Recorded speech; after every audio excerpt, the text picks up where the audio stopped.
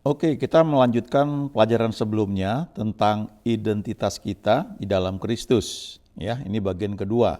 Bagian pertama sudah disinggung sebelumnya bahwa kita ini manusia terdiri dari roh, jiwa, dan tubuh. Itu ada di 1 Tesalonika pasal 5 ayat 23. Itu doa Paulus kepada jemaat yang dia layani di Tesalonika.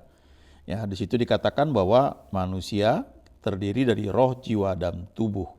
Jadi kita perlu lihat ini, roh itulah yang lahir baru. Aku terima Tuhan Yesus. Roh itu yang menjadi perfect, sempurna, ya layak, penurut, ya, tidak bisa berbuat dosa. Itu kalau ditulis di surat Yohanes, karena lahir dari Allah.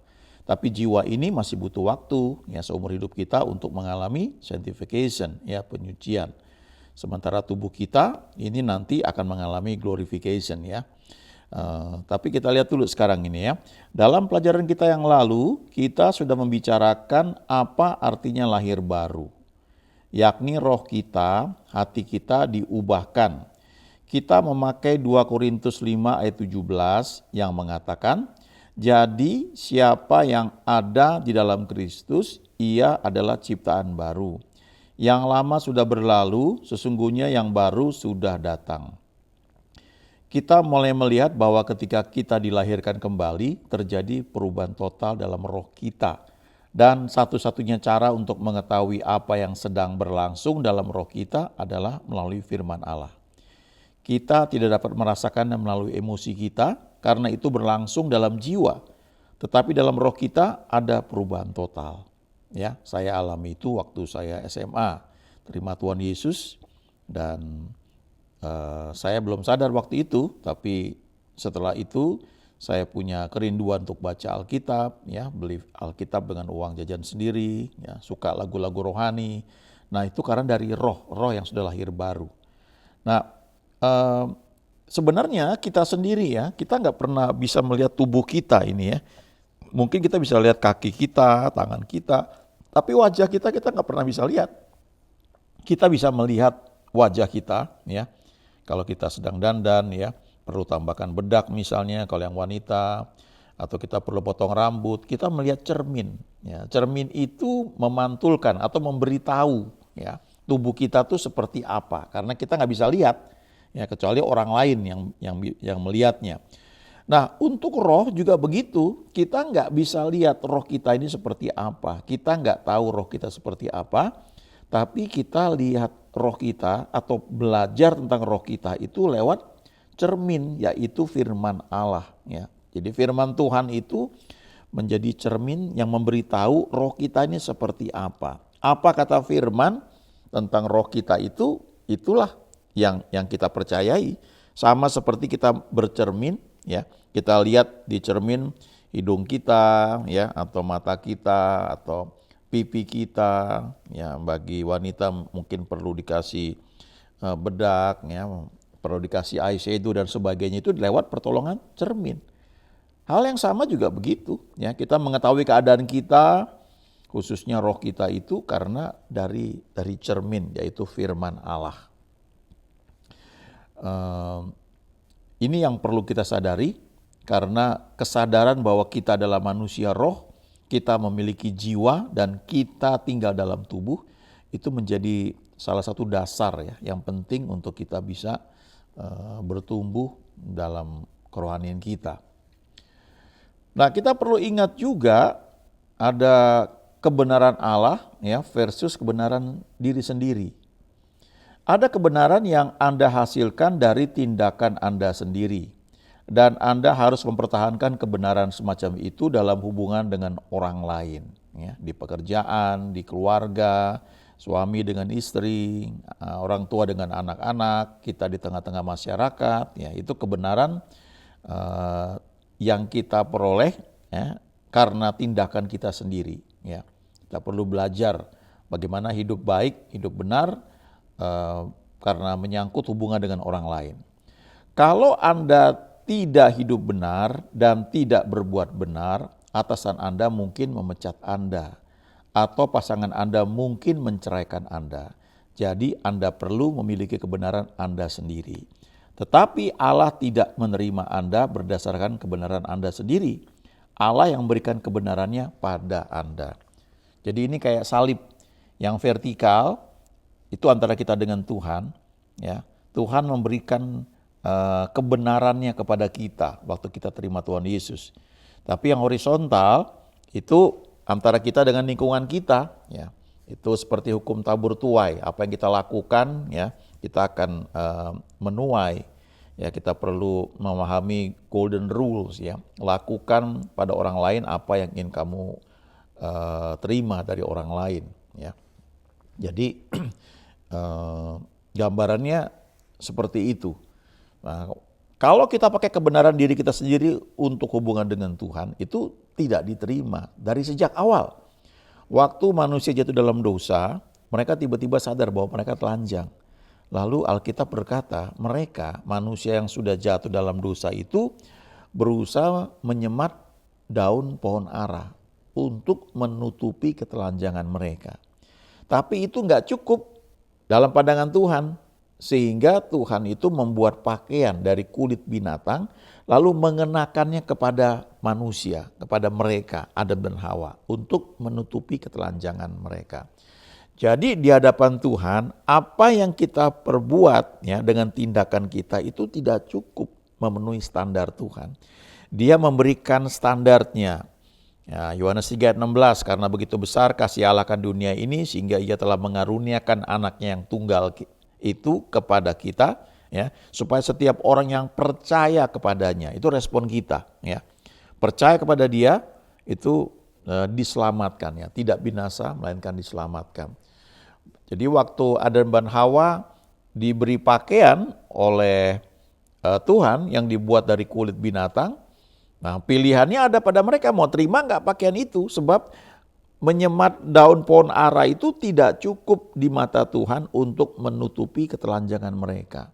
Jadi Tuhan yang memberikan pakaian yang dibuat dari kulit binatang, ya, yaitu artinya ada korban yang dicurahkan, ada darah yang dicurahkan, lalu dibuat pakaian dari kulit binatang itu, mengenakannya kepada manusia itu. Manusia itu cuma tinggal mau terima apa enggak, mau percaya apa enggak. Nah itu kebenaran dari Allah, kebenaran standarnya Tuhan. Dan kita jangan campur adukan ini, ya.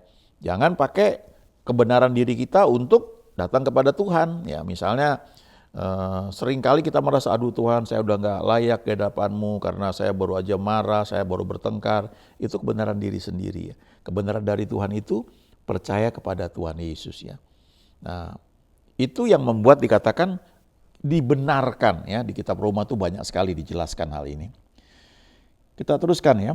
Dalam 2 Korintus 5 ayat 21 dikatakan bahwa anak Allah yang tidak berdosa dijadikan dosa oleh Allah Bapa, agar kita dibenarkan oleh Allah di dalam Dia. Hanya dikatakan kebenaran Allah ini, ya. Bukan kita nggak pernah berbuat dosa, tapi kita itu dibenarkan, ya, karena anak Allah yang tidak berdosa dijadikan dosa, ya, supaya kita dibenarkan. Jadi ada kebenaran yang jauh melampaui kebenaran kita sendiri dan berdasarkan pada apa yang Allah lakukan bagi kita. Secara harfiah kita menerima kebenaran Allah melalui iman kepada Kristus. Kita diciptakan dalam kebenaran dan kekudusan sempurna. Kita tidak bertumbuh ke dalam kebenaran itu, kita memang sudah benar. Definisi sederhananya, kita sudah berada dalam posisi yang benar di hadapan Allah, kita sudah berdamai dengan Allah. Allah ingin kita berdiri atas dasar Kristus, bukan yang lain. Perubahan itu terjadi dalam roh kita. Kita sudah diciptakan dalam kebenaran dan kekudusan yang sesungguhnya dan menjadi ciptaan yang sama sekali baru. Efesus 2 ayat 10 mengatakan karena kita ini buatan Allah. Dalam terjemahan bahasa Inggris dikatakan handmade, ya, dibuat, dibentuk oleh Tuhan. Diciptakan dalam Kristus Yesus, ya, terjemahan Amplified Bible itu mengatakan recreated, ya, dicipta ulang menjadi ciptaan baru.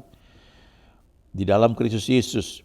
Dengan tujuan apa? Untuk melakukan pekerjaan baik, ya. Dalam roh kita sempurna dan utuh, tidak ada dosa atau cacat. Efesus 1 ayat 13 mengatakan ketika kamu percaya dimeteraikan dengan Roh Kudus yang dijanjikannya itu. Waktu kita diselamatkan, itu kita bukan jadi nganggur gitu aja ya, tapi ada pekerjaan baik yang Tuhan siapkan buat kita. Ya, Efesus 2 ayat 10 itu. Tujuannya kita mengalami kelahiran baru adalah karena ada pekerjaan baik yang Dia siapkan buat kita. Ada rencananya buat kita dan pekerjaan baik itu yang paling pas, paling cocok buat kita. Mungkin di dunia ini kita punya posisi jabatan di pekerjaan, ya entah itu direktur, karyawan atau pemilik perusahaan.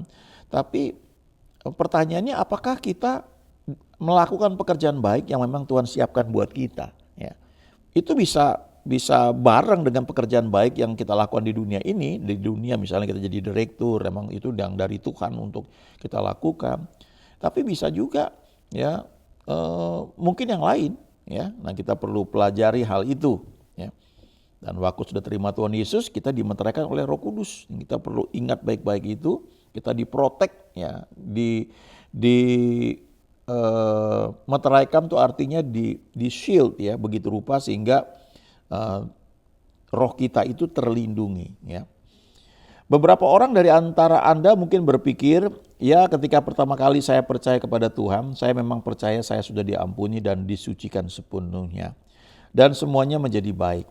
Tetapi sejak saat itu saya sudah berbuat dosa lagi. Saya mengecewakan Allah lagi. Kalau itu yang terjadi, Anda gagal dalam hal perbuatan, mental dan emosional Anda, tetapi roh Anda tidak berbuat dosa. Nah ini yang tadi saya katakan ya, karena roh kita ini ya di shield ya, dimeteraikan.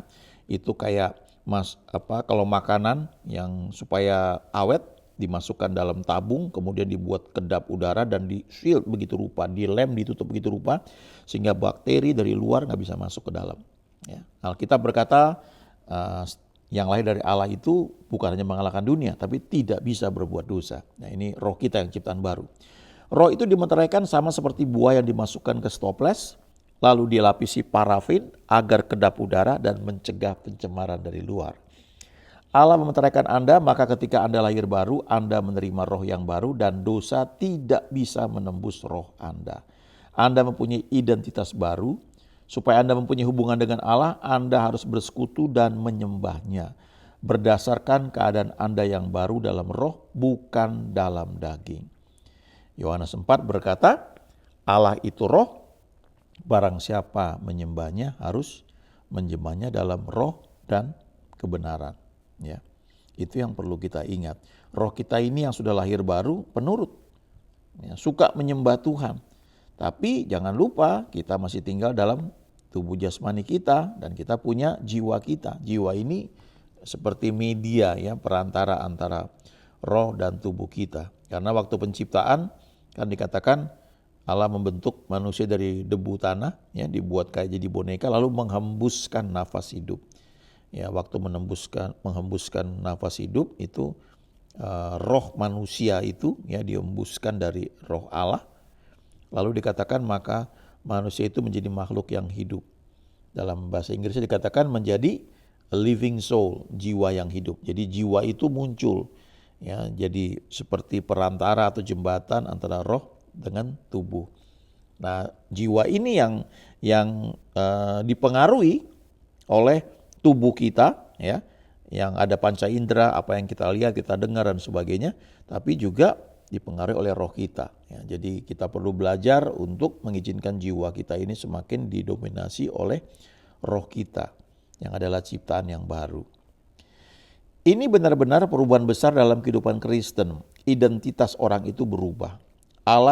Anda tidak boleh berhubungan dengan Allah berdasarkan apa yang Anda lakukan di alam jasmani atau apa yang Anda pikirkan dalam benak Anda, tetapi menurut status Anda di dalam roh, berdasarkan apa yang sudah dilakukannya untuk Anda. Itu pekerjaan yang sudah selesai, tidak berubah. Anda diciptakan dalam kebenaran dan kekudusan yang sesungguhnya. Itulah bagian roh Anda. Dan untuk bersekutu dengan Allah, Anda harus menyembahnya dalam roh dan kebenaran. Anda harus berpegang pada identitas Anda dalam Kristus. Yang tadi saya katakan ya, Yohanes 4. Allah itu roh, barang siapa menyembahnya harus menyembahnya dalam roh dan kebenaran. Roh yang sudah lahir baru, lalu berdasarkan firman Tuhan. Apa kata Alkitab tentang kita, ya, dan bagaimana untuk bersekutu dengan Dia. Who am I in Christ? Siapakah kita di dalam Kristus? Tentu ada banyak hal, tapi setidaknya ada 5 hal ini menurut saya yang sangat penting, ya, menjadi dasar untuk kita bertumbuh dalam kehidupan Kristen. Yang pertama, kita adalah ciptaan baru. Kita yang sudah lahir baru, sudah terima Tuhan Yesus, kita ini adalah ciptaan baru, yang lama sudah berlalu, yang baru sudah datang. Itu 2 Korintus 5 ayat 17. Lalu yang kedua, kita adalah anak-anak Allah. Yohanes 1 ayat 12 berkata, semua orang yang menerimanya diberinya kuasa menjadi anak-anak Allah. Nah, kita perlu sadari, ya, apalagi kita yang sudah melayani, mungkin kita hamba Tuhan, ya. Tapi kita perlu ingat bahwa kita ini juga anak-anak Allah. Ini gambar di kanan, ini gambar Presiden Kennedy, Presiden Amerika yang sangat disegani, dihormati pada masa itu. Ya, dan mau ketemu dia tuh susah, nggak semua orang bisa ketemu dia. Tetapi di bawah kolong mejanya itu ada anaknya yang sedang main. Nah, itu anak.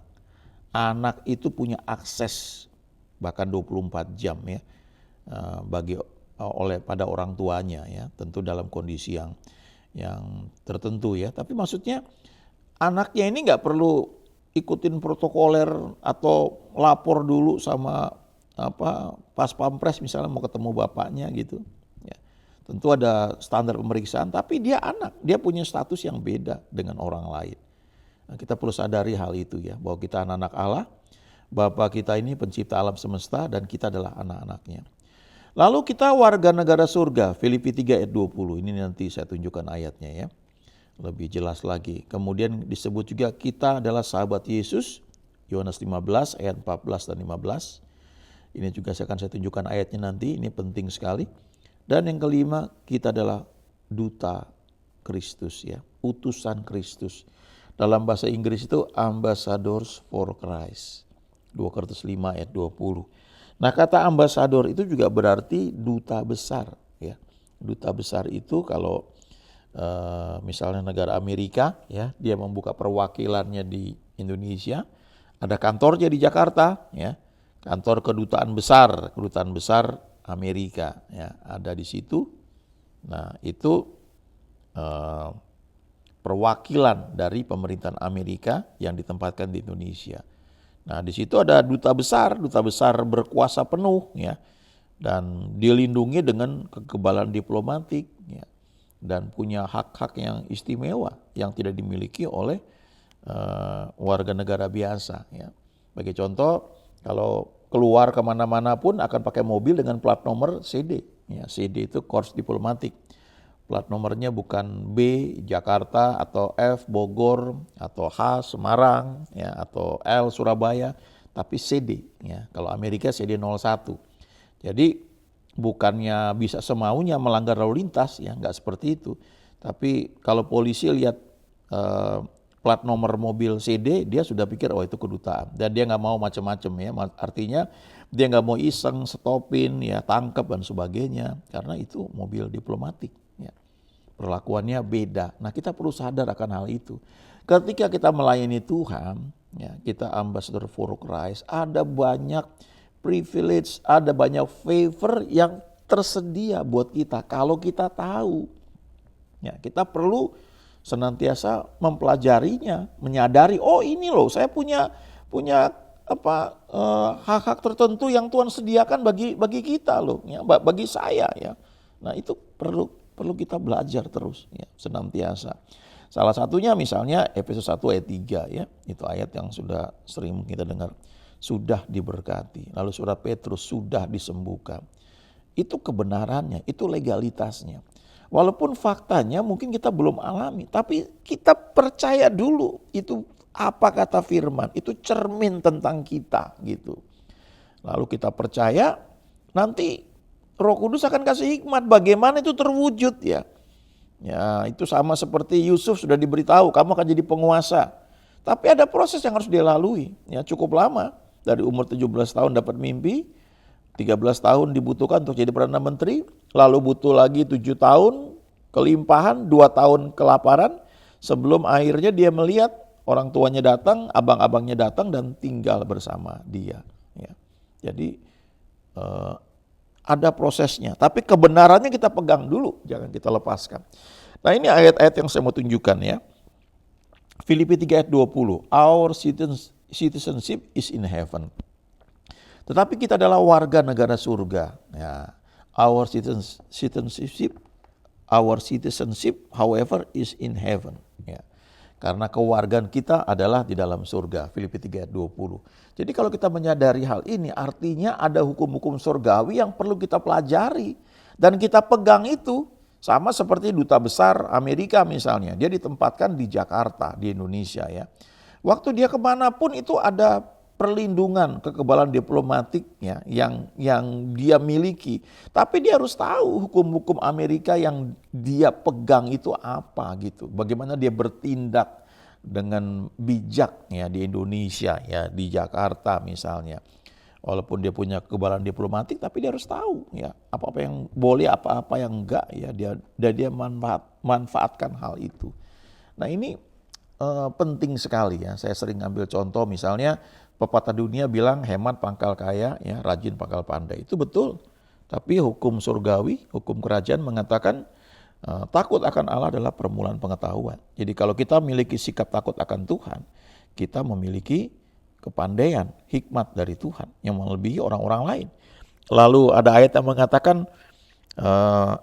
give and it shall be given. Ya, jangan pelit, berilah, kamu akan menerima, kamu akan diberi. Ada yang menyebar harta tetapi bertambah kaya, ada yang menghemat secara luar biasa namun selalu berkekurangan. Nah itu kan sepertinya bertentangan dengan hemat pangkal kaya, rajin pangkal pandai tadi ya. Ya.